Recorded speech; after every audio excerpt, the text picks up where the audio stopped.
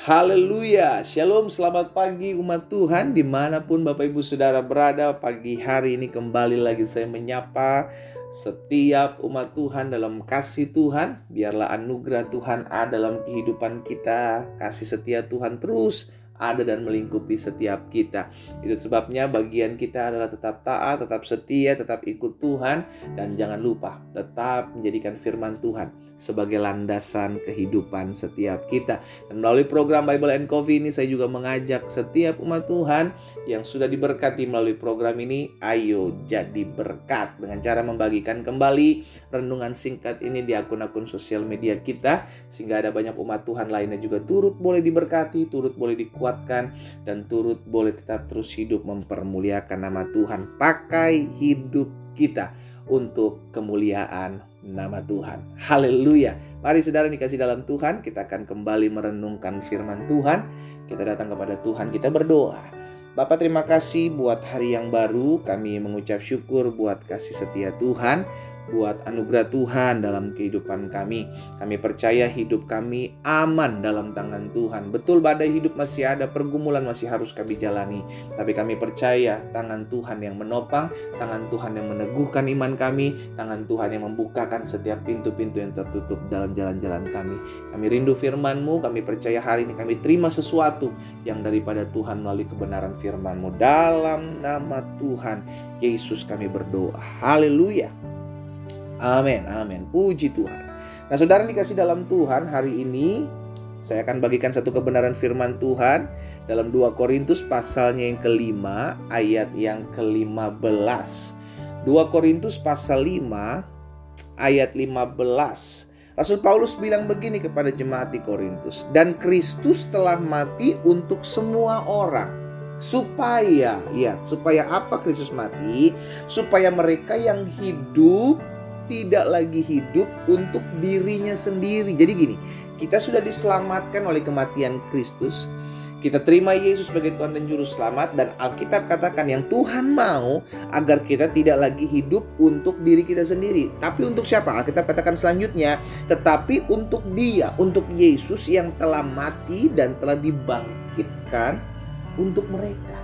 Lihat saudara dikasih dalam Tuhan, ketika kita mengenal Kristus, maka hidup kita diubahkan. Dan ketika hidup kita diubahkan, maka visi kita, maka sikap kita, maka apa yang menjadi tujuan hidup kita udah bukan lagi bagaimana saya terpuaskan, tapi bagaimana saya hidup mempermuliakan nama Tuhan. Lihat, ada perubahan di sini.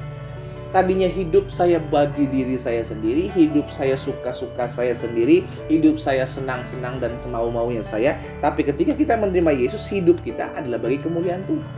Nah, ini harus ada perubahan. Disinilah orang bisa terlihat, gitu kan. Seseorang bisa terlihat. Saya nggak bilang semua orang harus menjadi hamba Tuhan. Saya nggak bilang semua orang harus memberikan dirinya di gereja untuk jadi full timer. No.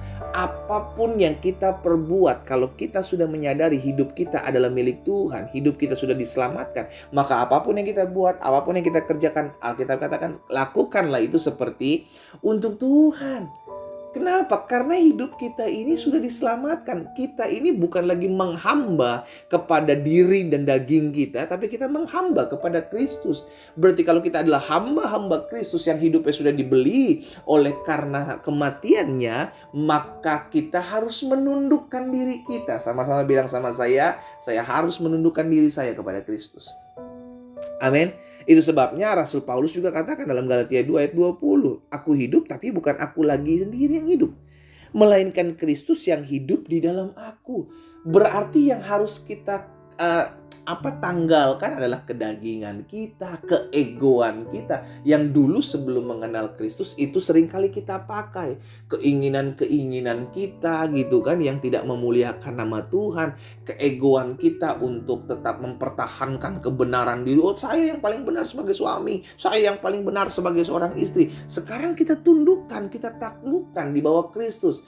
Apa yang mendatangkan damai sejahtera itu yang kita buat. Karena itu perintah Kristus, perintah Tuhan kita. Kita nih hamba yang sudah dibeli, kita nih hamba yang hidupnya ini harus diatur, dituntun, diarahkan oleh Tuhan kita, sang pembeli kehidupan kita. Jangan lupa loh, kita sudah dibeli. Ya kan? Hidup kita sudah dibeli. Ya kan? Kembali lagi 2 Korintus 5 ayat 15 tadi. Dia sudah mati, Kristus sudah mati untuk semua orang.